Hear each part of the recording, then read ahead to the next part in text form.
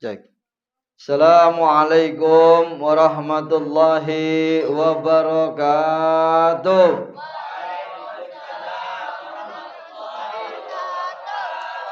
Semangat lagi, lebih keras lagi kita mengucapkan salam. Assalamualaikum warahmatullahi wabarakatuh.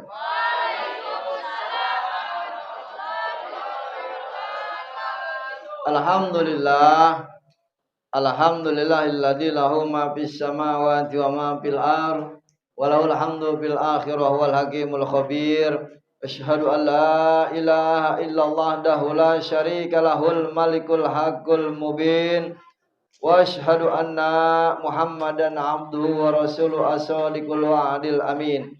Ya qawiyyu ya matin aibis sarotolimin la haula wala quwata illa billahil alil azim. Allahumma salli wa sallim ala sayyidina wa habibina wa syafi'ina sayyidul mustafa rasulillahi Muhammad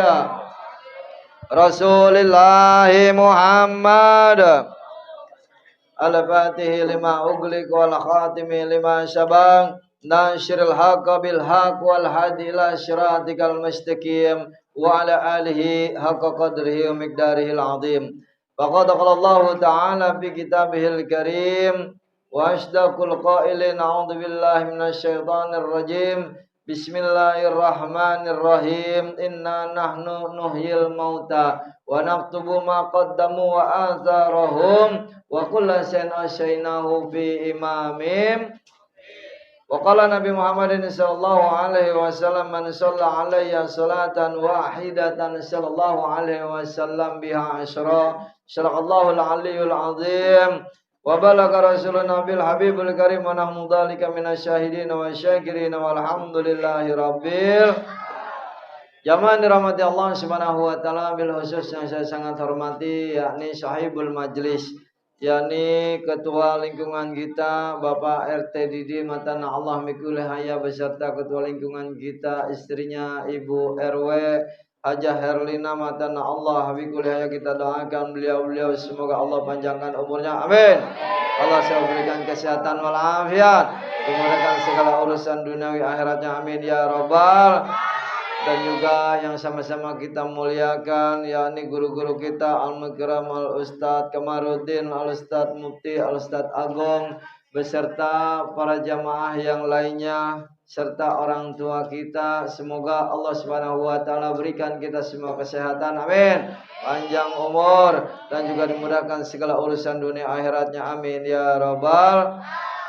Jamaah rahmati Allah Subhanahu wa taala, alhamdulillah tadi kita bersama-sama berzikir kepada Allah, dilanjutkan bersalawat kepada baginda Rasulullah. Ada sedikit maudah hasanah, peringatan penting, nasihat, karena ad-dinun nasihat. Nasihat itu adalah agama, agama itu adalah nasihat. Kalau orang udah nggak mau dengar nasihat, berarti dia udah nggak mau dengerin yang namanya agama. Kalau orang udah nggak mau diatur agama, maka dia seperti binatang. Binatang nggak punya agama, karena dia nggak tahu, akhlaknya nggak ada. Begitupun manusia, kalau manusia pengen bagus akhlaknya, harus selalu mendengarkan nasihat dari siapapun orangnya. Jangan pandang orangnya, jangan lihat orangnya, tapi lihat omongannya. Ambil yang baik, buang yang buruk. Kalau istilah kata pepatah kasar mah ya, ambil yang keluar dari pantat ayam. Kalau emang telur ya kita ambil, tai kotok kita buang. Ya, kalau telur kita ambil, tai kotok kita buang. Jangan lihat orang. Jadi kalau ada nasihat, ada petua, ada ceramah, mau dah sana, lihat, ya dengerin. Jadi ambil yang baik, buang yang jelek. Yang baiknya kita ambil, kita amalkan. Dalam kitab Muhtarul Hadis dijelaskan baginda Rasulullah sallallahu alaihi wasallam, arba'un minas saqa. Ada 4 hal yang merupakan penderitaan. Nih, kalau kita nggak mau menderita di alam dunia nih.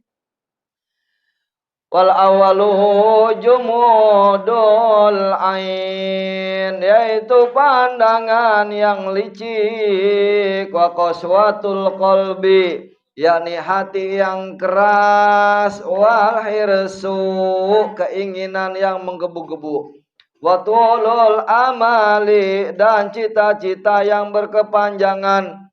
Kalau kita hidup di dunia nggak mau menderita, jauhin 4 hal tersebut, kata baginda Rasul.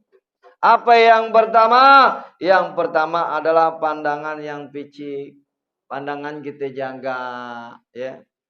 Mata, khususnya mata nih, banyak yang berbuat dosa di anggota tubuh kita adalah mata.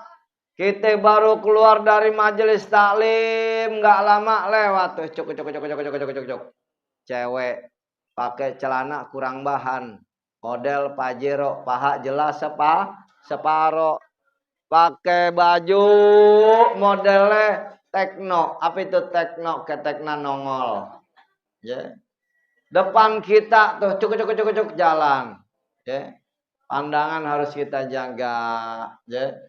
Kalau kita membiasakan diri menghindari pandangan kita daripada perbuatan maksiat, perbuatan dosa, maka Allah akan lindungi mata kita. Mata kita nanti akan menjadi saksi dalam akhirat nanti. Ditanya tuh mata tuh, buat apa lagi di dunia loh? Nah, lo suka nonton film-film nggak beres. Nah, lo suka ngeliatin pandangan yang buruk. Nah, lo lihat suka kemaksiatan. Ya, nanti dihisap sama Allah. Jauhi, jaga mata kita. Ya, jangan sampai gara-gara mata amal ibadah kita hancur. Ya, lihat aja coba tuh zaman sekarang. Ya, malah perempuannya sekarang mah berani-berani. Ya, ada kita pulang dari majelis habis ibadah lewat perempuan pakaiannya nggak beres, ya nggak diliatin kelihatan, dilihat dosa, nggak dilihat barang bahenol, udah hancur dah, ya. Nauzubillah min jalik. Jaga pandangan kita ya. Jaga. Kalau umpamanya ada yang ngelihat begitu, tundukin mata kita. Baca zikir. Astagfirullahaladzim, astagfirullahaladzim, astagfirullahaladzim. Jangan dipelototin. Begitu lewat, wah pahanya gede banget itu. Montok banget kayak paha ayam. Fried chicken. Ya, elah. Blekok ini mah. Lanjut yang kedua hati yang keras. Tuh hati yang keras nih. Kenapa sih kita disuruh ke majelis taklim sama Nabi untuk mengasah hati, ya, supaya hati kita nggak keras. Hati perlu diasah dengan apa? Dengan selalu datang ke majelis taklim.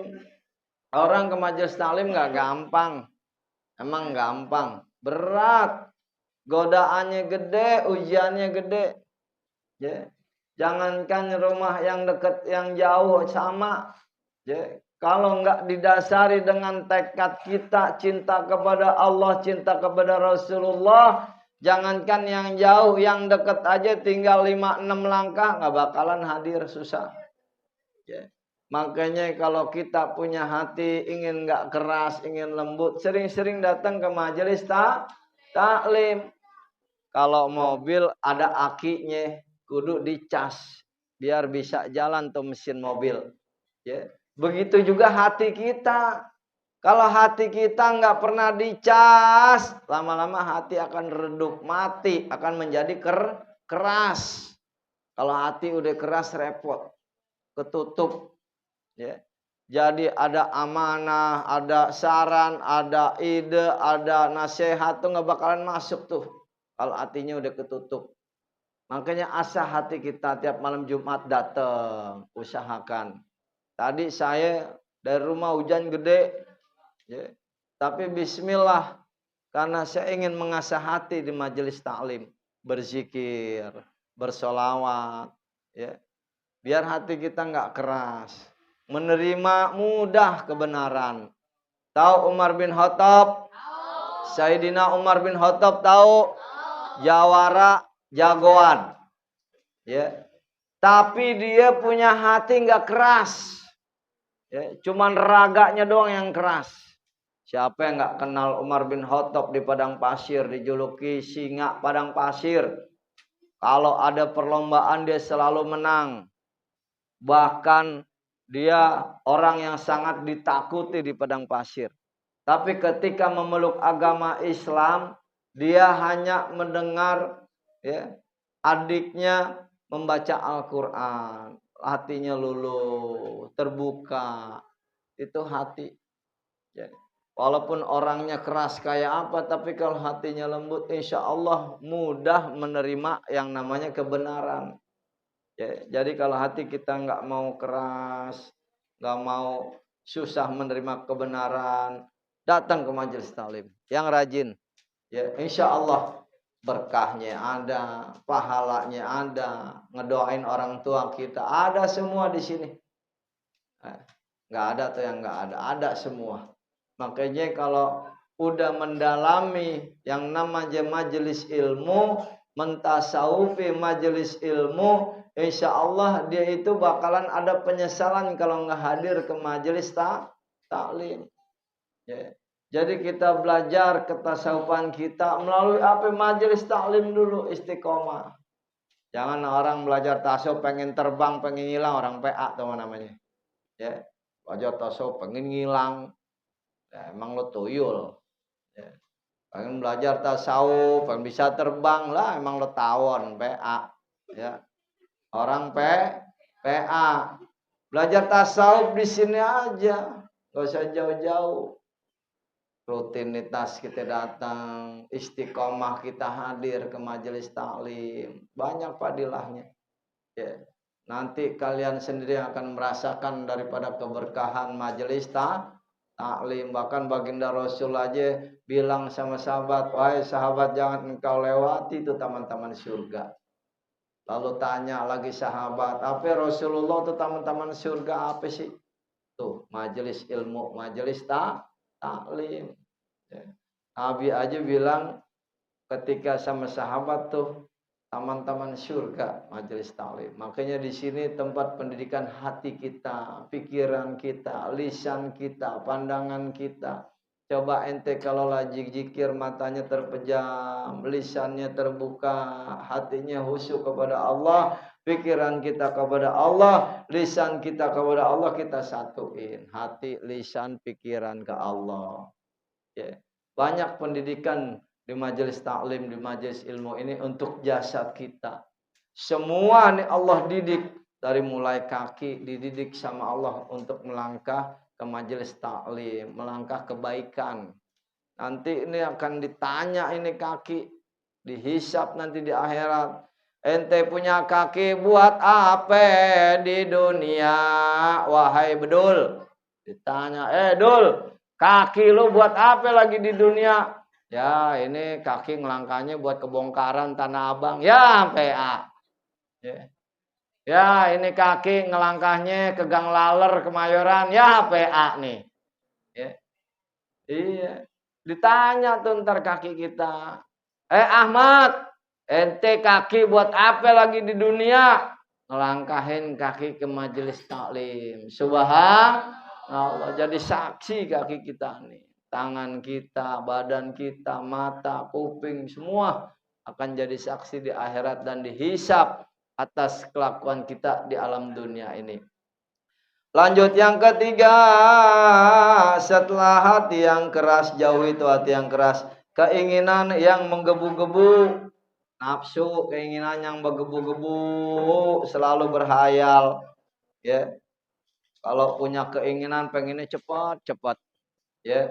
Gak punya duit, pengen beli motor, buru-buru cepet-cepet, akhirnya ngutang ke sono kemari, nggak bisa bayar, ya. Kalau mau ada keinginan diukur dengan kemampuan kita. Ya, pengen ngambil motor, ukur gaji kita berapa, dagang kita dapat berapa, ambil motor yang bisa kebayar berapa. Jangan memaksakan diri, terburu-buru, apa aja maunya diburu-buru, jangan. Ya, kita kalau punya keinginan kudu sabar. Makanya tuh, orang kaya diuji dengan hartanya. Bersyukur nggak dia dengan hartanya? Orang lintingan kita diuji dengan kesabarannya. Kita pengen pengen ini. Sabar. Diuji nih, sabar nggak? Ketika kita pengen ada yang kita inginkan, ya, tapi kita sabar, kita udah dicatat sama Allah orang-orang yang innallaha ma'asyabirin. Orang-orang yang sabar, yang sangat dicintai oleh Allah Subhanahu wa ta'ala. Makanya jangan kalau ada apa-apa menggebu-gebu nafsu, ya. Gue pengen ini, gue pengen itu. Akhirnya lalai. Yang masuk setan, terburu-buru. Ya, akhirnya nggak benar apa yang dilakukannya. Jamaah yang dirahmati Allah Subhanahu wa taala, yang keempat adalah yakni cita-cita yang berkepanjangan. Ya, cita-cita yang berkepanjangan. Apa itu? Hayalan. Jangan banyak berhayal, lama-lama jadi PA. Ya. Orang kalau banyak berhayal, pengen ini, pengen itu, pengen ono, ya, lama-lama jadi PA. Ya, jalani apa yang sudah Allah berikan. Syukuri apa yang Allah udah berikan kepada kita. Jangan berhayal yang macam-macam deh. Ya. Coba gue jadi orang kaya ya. bawa mobil Fortuner. Coba ya, udah nggak usah, jangan. Jalanin aja hidup. Karena hidup itu bukan dipikirin tapi dijalanin. Dengan apa? Rasa syukur kita kepada Allah Subhanahu wa ta'ala. Kalau orang mikirin hidup nggak ada habisnya. Ya. Kalau hidup tuh dipikirin terus, yang ada stres. Gila, akhirnya minum baygon. Loncat dari atas gedung. Banyak. Ya. Jangankan orang susah, orang kaya loncat dari apartemen. Karena apa? Gara-gara mikirin hidup. Makanya hidup nggak usah dipikirin. Hidup kita jalanin aja. Sabar. Ya, apa yang sudah Allah kasih kepada kita, syukurin. Apa yang belum kita mampu, kita punyai, sabarin. Ya, nggak usah kita macam-macam hidup. Istiqomah aja hati kita ke Allah Subhanahu wa ta'ala. Kalau mikirin hidup nggak ada habisnya. Ya. Mikirin cukup juga nggak ada habisnya. Orang kaya aja kagak cukup-cukup, apalagi kita.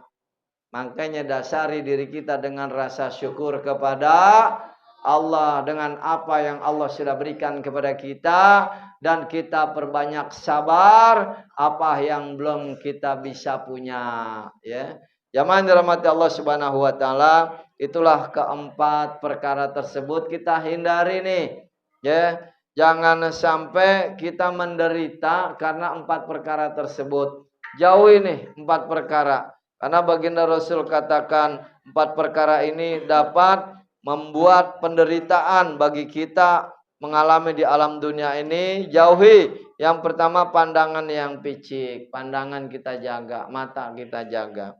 Yang kedua, hati yang keras. Jangan sampai hati kita keras, susah menerima kebenaran. Dengan apa jalannya? Yakni datang ke majelis taklim. Yang ketiga adalah perbuatan yang terburu-buru, menggebu-gebu, tanpa dipikirkan panjang, tanpa ada kesabaran. Yang keempat, yakni panjang cita-cita atau angan-angan atau berhayal.